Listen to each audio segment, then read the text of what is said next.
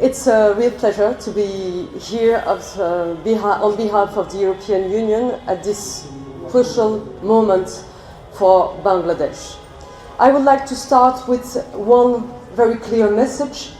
Bangladesh can count on the European Union. We are a reliable partner. The EU is ready to continue supporting Bangladesh's reform efforts as part of a peaceful and inclusive transition, underpinned by good governance, democratic values, and respect for human rights. Enhanced engagement and potential upgrade of relations are at the forefront of this support. I reaffirmed this to Chief Advisor, the Advisor for Foreign Affairs, and the High Representative on Rohingya issues. The EU is willing to reinforce our partnership to boost cooperation in trade, development, disaster preparedness, and other areas of mutual interest. As Commissioner in charge of humanitarian assistance, I also want to reiterate our commitment as a major donor of humanitarian aid. Today, I'm pleased to announce a new aid package worth over 68 million euros in humanitarian aid. This package will support the Rohingya refugees in Bangladesh as well as in the broader region. I also address the Myanmar crisis. Over 32 million euros will help support over 1 million Rohingya refugees living in this country, mainly in Cox's Bazar and their host communities.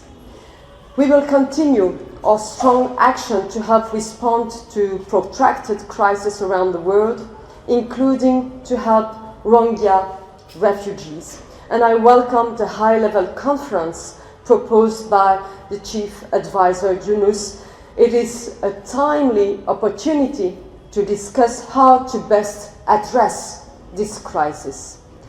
Bangladesh has responded to the large influx of Rohingya refugees with remarkable generosity. And the EU has been right by your side, supporting the response since 2017. Yesterday, I visited Kutupalong camp. I saw firsthand how EU funding is making a difference in the lives of the Rohingya. Our new funding will help provide food assistance, maintain shelters, and keep other essential services running, such as healthcare or education. We are also mobilizing 33 million euros for humanitarian partners working in Myanmar. The escalation of the conflict has increased humanitarian needs to unprecedented levels. We have therefore increased our humanitarian aid every year since 2021. But this crisis is not only in Myanmar. It has spilled across the region. So we have allocated another 3.5 million euros for refugees and host communities in India, Indonesia, Malaysia, and Thailand. Since 2017, the European Union's total contribution for the Rohingya crisis in the region amounts to over €500 million for both humanitarian and development aid. But the humanitarian aid alone is not enough. We must also look for lasting solutions that reduce refugees' dependence on aid. The EU is willing to continue to support initiatives that are strengthening both the economic and livelihoods opportunities of refugees, as well as benefiting the local host communities. We need to look for a win-win solutions. Just one example, allowing small businesses in the camps could empower refugees while also economically benefiting local host communities' suppliers. This is important until conditions allow for a safe return to their homeland in Myanmar.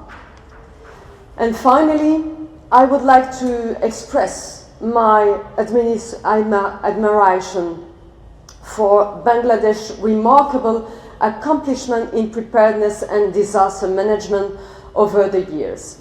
You face severe and violent natural disasters again and again, yet you have limited the loss of life and you always bounce back. The EU always stands ready to support Bangladesh, both in preventing and responding to disasters. Last year, for instance, we mobilized more than 4 million euros in response to Cyclone Rimail and to severe monsoon floods. The EU has also invested 40 million euros in disaster preparedness in Bangladesh since 2017 to reduce the risks and mitigate the impact of disasters. The EU is also partners of Bangladesh in the field of climate change.